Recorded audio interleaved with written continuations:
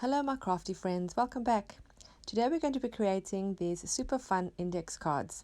I'm creating 6 in total, so please watch until the end of the video to see what I'm going to do with them all. Don't forget to subscribe to my channel and also select the little bell so that you're notified every time I upload new content. To create these index cards, I'm using plain what they call flash cards that I find at the supermarket. They're plain on the one side and I have lines on the other side, and they're a thickish cardstock. They're not like paper 80 GSM, they're probably about 120, so they're good for this kind of project as you're going to be applying some color and some glue. I start by adding an underneath layer of a strip of music sheet paper. This is just to allow some interest to shine through when we put the layers on top. You could cover the entire area.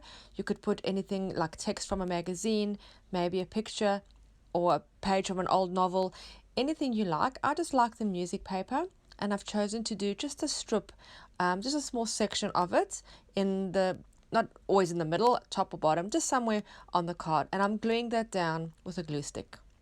The next step is to add tissue paper. I found this old dress pattern for just $3 in an antique shop. One dress pattern goes a long way, and I tend to use this tissue paper for a lot of projects. I'm going to cover the entire face of the index card with a piece of the tissue paper. I'm going to stick it down with Mod Podge. You need a wet type of glue here because we're not going to be sticking the tissue paper flat. We're going to push it with our fingers and create on purpose wrinkles and creases, which will add to the texture. So if you see, I press it down and then I just wiggle it around and bunch it up, and then I put another layer of the Mod Podge on top. You could also use craft glue, but I would suggest using some kind of a wet adhesive.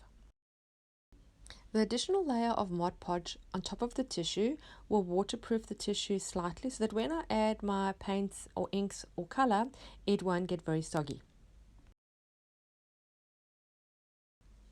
As I'm doing 6 cards, I sort of tend to make them like a production line. So I'll do every layer on each card and then move on to the next layer. So I don't complete one index card totally and then go on to the next one.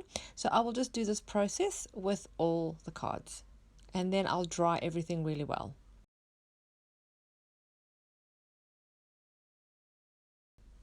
Once everything is dry, I'm going to trim the excess tissue paper all the way around, and you could tear this if you want more of a rough or rustic look, but I'm just going to use a scissors, and I'm also going to use my corner punch to round off the corners.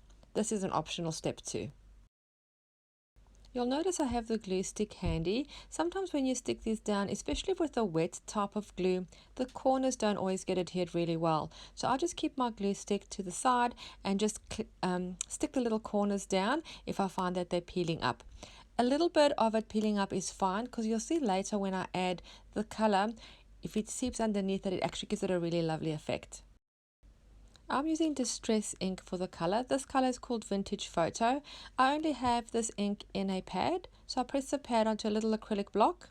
I add water, and then I can use it like paint with a paintbrush. I'm not covering the entire surface. I tend to concentrate the color on the edge of the card, and then I use water in a spray bottle to spray, and I move the card around and allow the ink to move freely.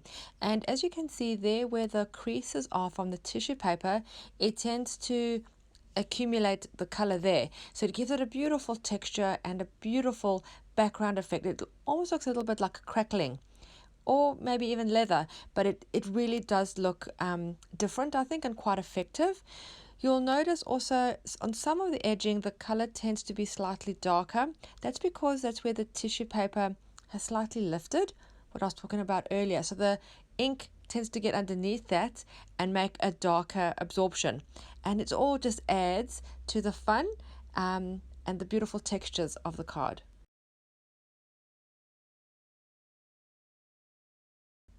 You don't have to use ink if you don't have it. I try to encourage you to use the things that you do have. You could also use watercolors for this, or even watered down acrylic paints, even gelato crayons. I'm sticking with a brown to give it a vintage feel, but you most certainly can also do bright colors or any color that will suit your project.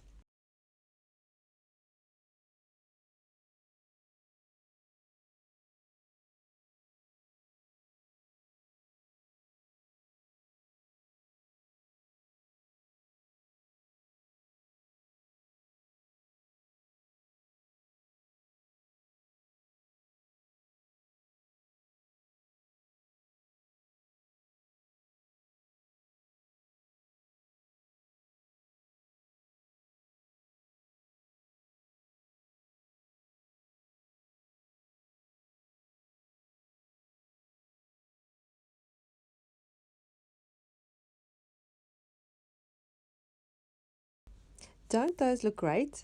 Once all the color is done, we're going to dry it really well. You could leave it to air dry overnight. I've just used my heat gun. And I'm also loving what's happened at the back of the card. Some of the ink has seeped through and made little splotchy areas, which make it look really, really cool. I'm just going to distress the edges with some ink. I've got again the vintage photo distress ink with an ink applicator.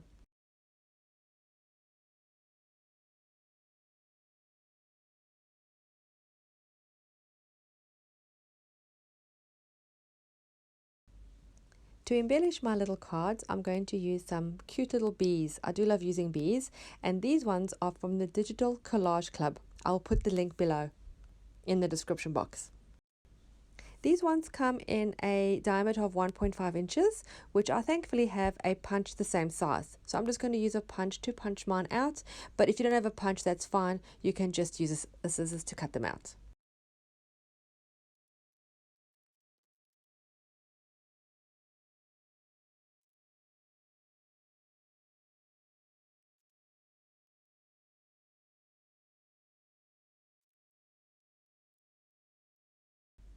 I'm going to create a little embellishment stack underneath my little bee, and I've got just different textured items. I'm going to use this piece of lace. I want the white so it can contrast against the little bee round, and then I've got a piece of light green vellum. I love the green with the vintage brown. I think it really looks beautiful and it's quite subtle. I've decided to use vellum because I'd like to be able to see the lace design through. I don't want a solid color, and the vellum works really, really well, but you could use a piece of cardstock if you don't have vellum, and of course you can use any color. I'm also adding a piece of white cheesecloth underneath my little stack, and now I'm just seeing if some text would also work. I'll try a few different things until I'm happy with the composition of the layered embellishment. Once I'm happy with the layers, I'm going to run it under the sewing machine. I'm using black thread in this case, and I'm going up and down a couple of times and leaving all the threads quite loose. I like the effect of that. It gives it beautiful texture. And then I'm just going to stick it down onto the card above the lace with my hot glue gun. I'm using the hot glue gun because it's quite chunky and bulky items I'm sticking down, and I don't think craft glue would hold it really well. I'm now going to get my little production line going for my little stacked embellishments. I'm just putting down my vellum and the cheesecloth, and I'm going to run each one under the sewing machine. The reason I've used the black thread, I find it's a good contrast and it matches the color of the bee on the actual round. So I thought we need to bring a little bit of black in somewhere else to balance it out and to create contrast. I do love contrast.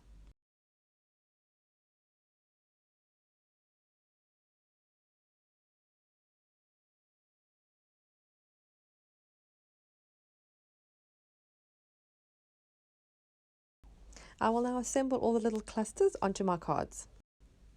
If you're wondering why I've made 6 cards, perhaps you have an idea because you've watched some previous videos of mine, but if you haven't, I'll tell you now. I would like to send 5 of these out as happy mail to 5 of you to say thank you for watching my video and hopefully subscribing to my channel. I've made 6. I will keep 1 for myself as reference, and the other 5 will go out to you.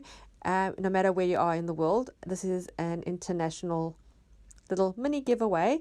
So if you would like one of these cards, just comment below with yes please or me please or pick me, just something so that I know that you're interested to have a card.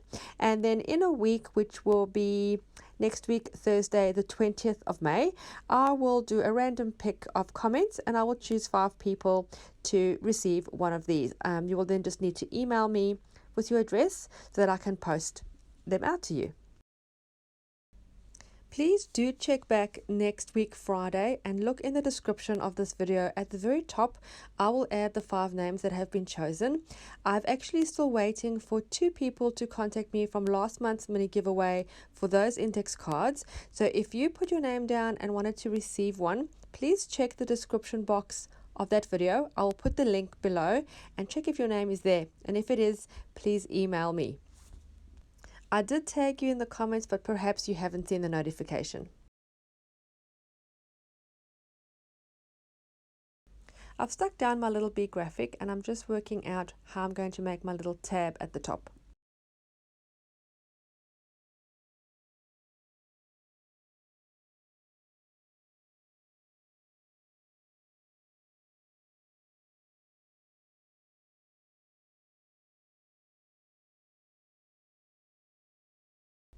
I have all different wordings from some die cuts that I have, so I've just picked ones that I think suit the theme. Each one is a little different, a different color and different font, but I think it works well. So I'm just going to add those centrally underneath the little bee graphic.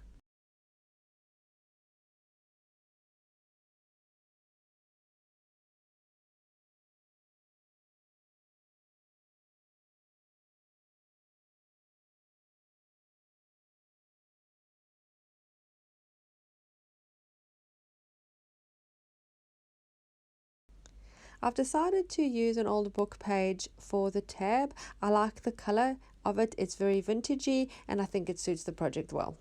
You really can use anything for this part. Cardstock, just offcuts that you have. You could use fabric, ribbon, anything really, anything goes.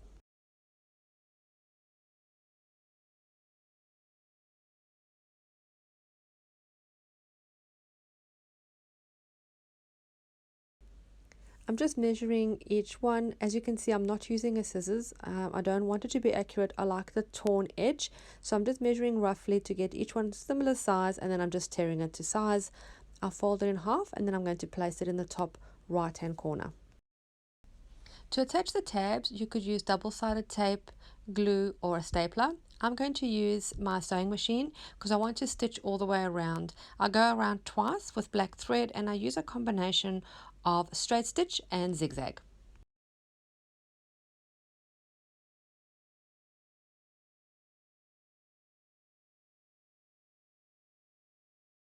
I feel that the bee graphic is getting a little bit lost because of the color being the same tone as most of the card. So to make that pop off the page, I'm going to add some black just around it. I'm using a black watercolor pencil and I'm not making it dark or thick.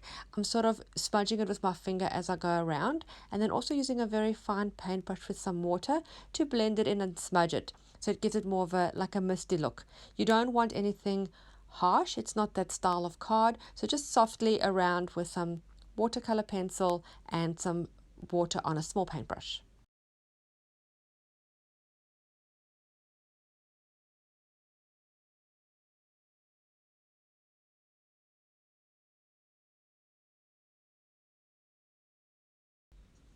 I'm now going to add some black splatter. I'm just going to use black acrylic paint that I'm watering down quite a bit, and then I use a fine paintbrush just to flick some of the watery paint over each card.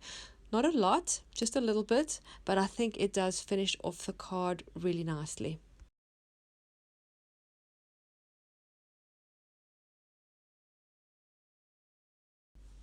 Thanks again for watching. Don't forget to subscribe and let me know below if you'd like one of these as a happy mail. I'll see you again soon. Bye.